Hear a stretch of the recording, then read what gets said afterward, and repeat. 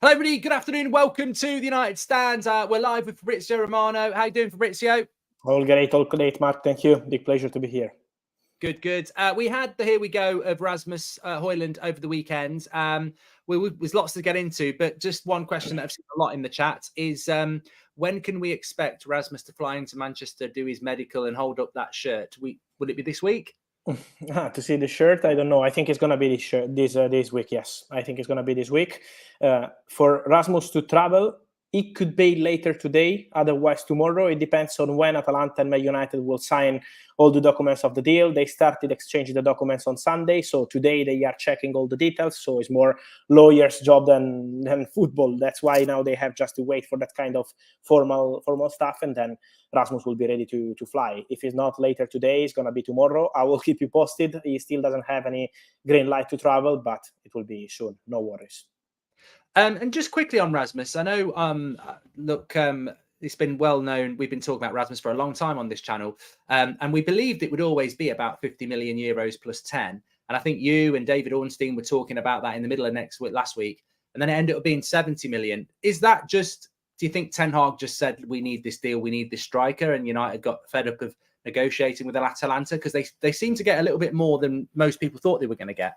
Yeah, honestly, this changed many times during the negotiation, and this is Atalanta style. So Atalanta are very good negotiators. I always mention Brighton of Italy, almost. So they are very good on their point when they negotiate. They are very strong in negotiation stuff, and so that's why it was not easy. But also, I think one point is the one you mentioned.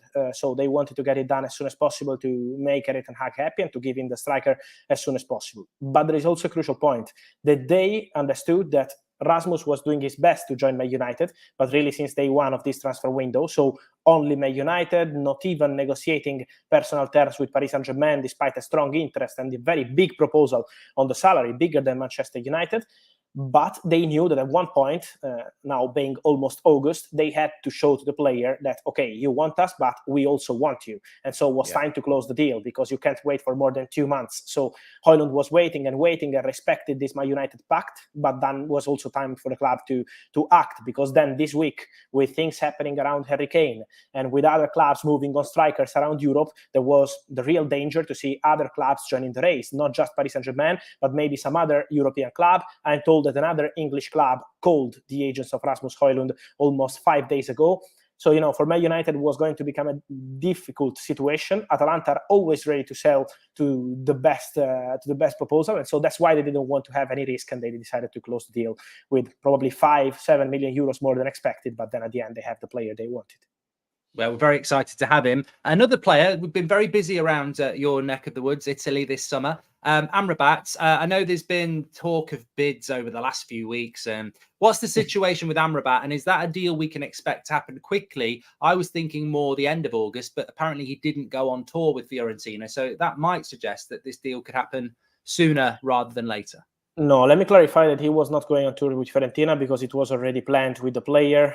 So it was something that they decided with AMRABAT and with some other players. So it was not that the point. He is part of Fiorentina squad. He's not out of the squad because of transfer requests or these kind of things. No, he's with Fiorentina squad. And this is showing that the deal is still not yet at the final stages or advanced stages.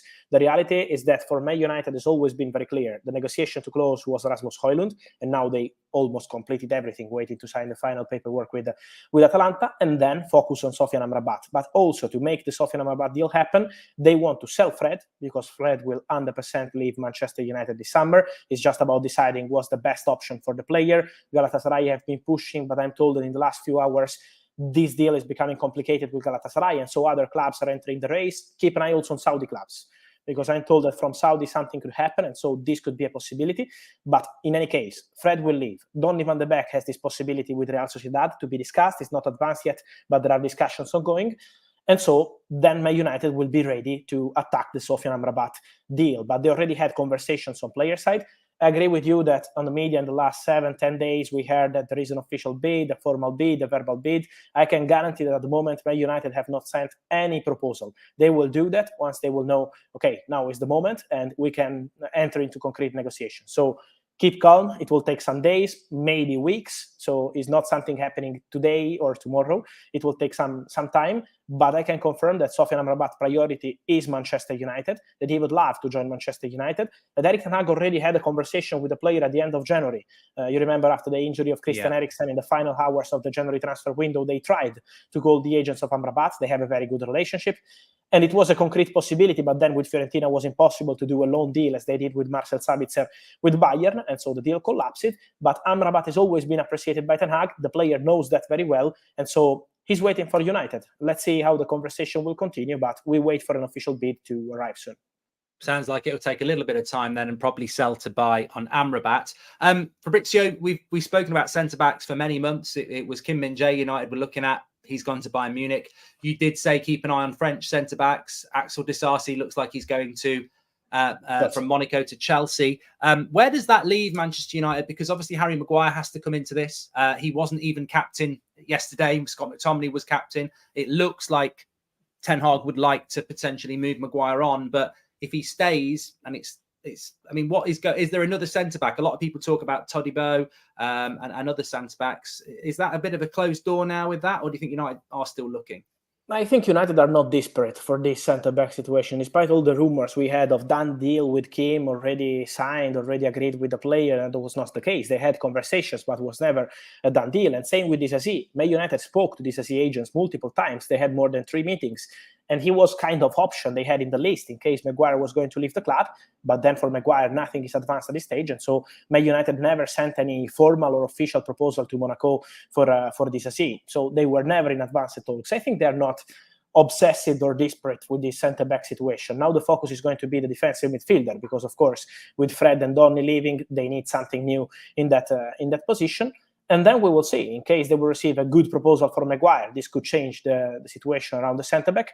Otherwise, I would not be surprised if they stay with this package of 4 centre-backs. So that's the idea at the moment. Also, Ten Hag is very happy with Lindelof. He's a player he always appreciated since day one, despite proposals in January from Atletico Madrid, Inter. He always wanted the player to stay. So honestly, at the moment, I think this is something that we have to keep an eye on for the final days and weeks of the window, but not something imminent, because they never sent any formal bid to Monaco for Disasi, because they believe that at the moment there is no urgency to make it happen. So focus on the midfielder. And just on Harry Maguire there, you did mention him. Nothing concrete around him at the moment. There was talk of West Ham, but probably not a move he wants to make. No, also Man United are not going to accept £20 million and not even 25, I think. So they have no intention to negotiate for that kind of figure. Or West Ham comes back with an important proposal. Otherwise, for Man United, it makes no sense to sell Maguire for £20 million, and then you have to go on the market. And when you have to pay big fees for players like Disasi, who's joining Chelsea, but 45 million euros is a big fee. So when you have to invest that money, it's because you have to be 100% convinced. So before selling Maguire, they want an important proposal. Otherwise, as Ten Hag always said, they are prepared to keep him as part of the rotation, and next season with Champions League football is going to be different. He will have more game time. So I don't think they're really desperate with that one. And to mention a name you mentioned before, I think Todibo remains one of the players they appreciate. You probably remember that we mentioned the French market when Man United were looking for a new centre-back, and Disasi was one of them. But they've always been also regularly following Todibo, who did very well with Nice. He's one of the players they are tracking, and they had some contacts. It was end of May, beginning of June. Let's see if they will reactivate that. But again, depends on Maguire, and is not a priority now. I'm just going to go back quickly. You mentioned Højlund. A few people have said in the chat. Do we know who that club was that was looking at Harry Maguire? I can't say yet. I will tell you when I can. But top six club? I can't say anything. Let them sign the contracts, then I will let you know. I tried, everyone. I tried. Watch out for an exclusive from Fabrizio on that one in the next few days.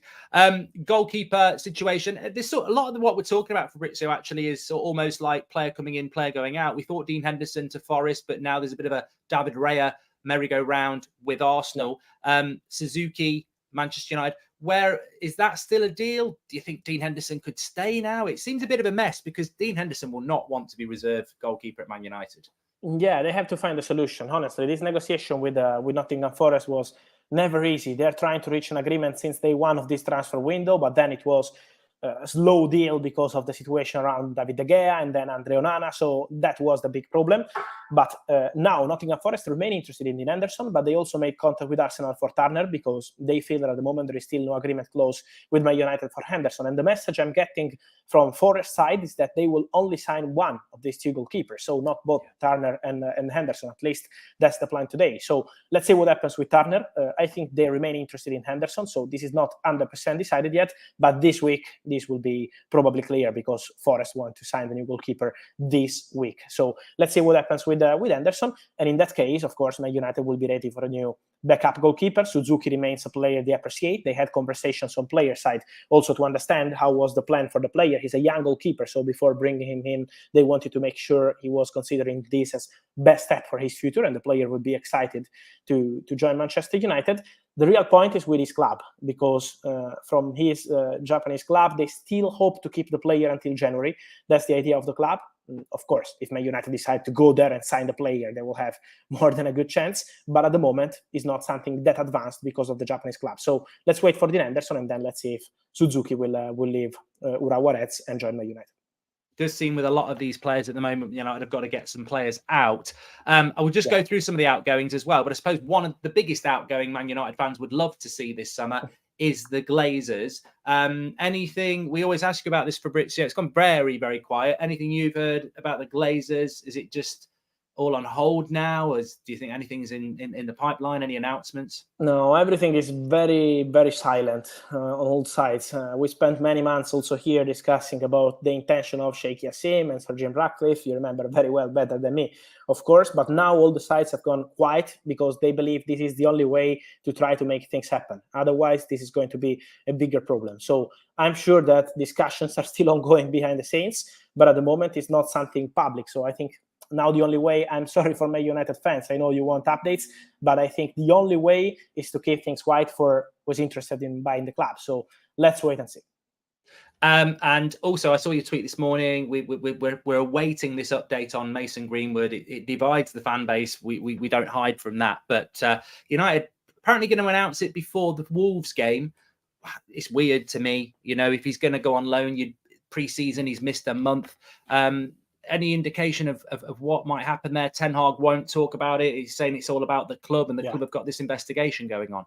And that's the reality, because Erik ten Hag has never been involved in this story, and he believes this is something for the club, not for the manager, not for the coaching staff. Then if the club decides to allow Greenwood to train with the first squad and to be regular part of the first squad, it will be Erik ten Hag to decide if he's going to stay with the team or maybe go on loan. That probably is the best solution. There is some interest from Italy. Some Italian club called Manchester United to ask about the situation. So I'm sure that some loan solution could be already discussed, but at the moment it's not something decided yet, because it depends on Man United. And when I mention Man United, is the club, not the manager. So Ten Hag is basically only waiting for the club to tell him what's the decision, and then they will make their own decision on Mason Greenwood. And we've mentioned Maguire, we've mentioned the Glazers, we've mentioned Donny and Fred. Just a couple of players, Henderson we've mentioned as well. Scott McTominay, Brandon Williams, anything around those two? They're sort of down the list. For McTominay, it's a different situation than Donny van de Beek and Fred.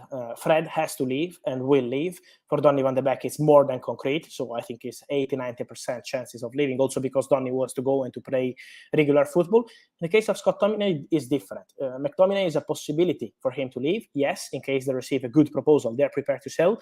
Otherwise, they're happy with him staying in the squad. Erik ten Hag has always been very happy with his attitude, top professional. So I think it's very similar to Maguire's situation. If they get a good proposal, this is a possibility. And we know the interest from West Ham and also other clubs being interested, but no one arrived with the money wanted by Manchester United. Otherwise, the player is prepared to stay. And I'm sure he could be an important player in the rotation for Erik ten Hag. And just a few people asking about Pellistri. Played quite well, but I get a feeling he might go on a loan. Have you heard anything there? Yeah, I think it's a possibility. I think there is a point before sanctioning his loan move is about extending the contract. Man United, since March, April, are negotiating over a new contract for Facundo Pellistri. They want to extend the contract, and I'm told that this is getting closer. So there's been some changes around agents, not changing agents, but adding some people to help his agent. And so they're having conversations now over the contract. So I think the plan is very clear. Extend this contract, and then probably in the final weeks of the window to send him on loan. So it's not 100% decided yet, but I think this is the most likely solution after extending his contract. Fabrizio, it's been quick and fast, and as always, very informative. Absolute legend. Thank you very much for coming on the show, and we will speak to you very soon. I know you're very, very busy. Thank you. Thank you. It was a pleasure as always, and see you soon. Ciao. Thank you. Thanks, Fabrizio. See you later. Really interesting updates there, as per usual. Looks like just a bit quick update from me in case you missed it. Højlund could be flying in today, if not today, tomorrow. Medical, get him training by the end of the week. AMRABAT, it's going to take time by the sounds of it, according to Fabrizio. It's not as advanced. Definitely a player that Man United wants, but it's going to depend on the sales of Fred and Donny. So I think sell to buy with AMRABAT. It's not as close as some might be reporting. Same with Suzuki. Henderson's situation needs resolving first. Todibo, who a lot of people like, or any other centre-back, Maguire would need to go first. So it feels like with Højlund, that's the last signing for a while until we start selling some players. If Henderson goes, you get your reserve goalkeeper. If Maguire goes, you get your second centre-back. If we get rid of Donny and Fred, we get AMRABAT. And I think that's where we are with that. No news in relation to the Glazers. And obviously, we spoke about Mason Greenwood. Interest from Italy there. Expected to be an update from United in the next sort of 10 days on that one. Scott McTominay, if a good offer comes in, he could go. Same with Brandon Williams as well. I think we're moving into that stage now where it's about getting some sales done. A lot of people talking about Donny van der Beek. I mentioned it on the watch along last night. There is no future for him. He is so far behind Eriksen, Mount, Bruno, Sancho. He just can't get in the team. And the most important thing is what Fabrizio said. Donny wants to go himself. He wants to play football. That is over with Donny. He will end up going, of course. And Pellistri, good news. Let's get the contract. That shows there's a future for him with Ten Hag, but he probably ultimately will go on loan. Ahmad, we've got to wait and see what the situation is with the injury. So really interesting updates there from Fabrizio. We will see how it all develops, of course, but doesn't look like AMRABAT is going to happen this week or even before the Wolves game at this stage, but things can move quickly. We need to move quickly on the sales. I think that's... We said it after the game last night. There's a lot of work still to do for United. The midfield doesn't look balanced. The defence is switching off. The attack is not creating enough chances. There's a lot of work for Ten Hag to do on the training ground. And obviously, a lot of that work is because he's got players that aren't good enough. So he needs to get players out, get working on the training ground, and get some more players in. And I think that this week for United, between now and the start of the season, the next 10 days, we've really got to get moving on some players. And I'm hoping as well, we still might get some shocks. I think there'll be players flying back going on their phone to the agent going, I'm not part of this squad. I'm not part of this squad. I'm not going to get enough game time. Get me a move. And that, you know, that could be a Maguire. It could be a McTominay. It could be a Donny van der Beek. So let's get working. I think it's time to go to work for United after that pre-season and get things moving very, very quickly. We're back at 8 o'clock. We will see you then. Thanks everyone for watching. Really good show. Make sure you smash a like and subscribe. I'll speak to you all in a bit. Have a great day.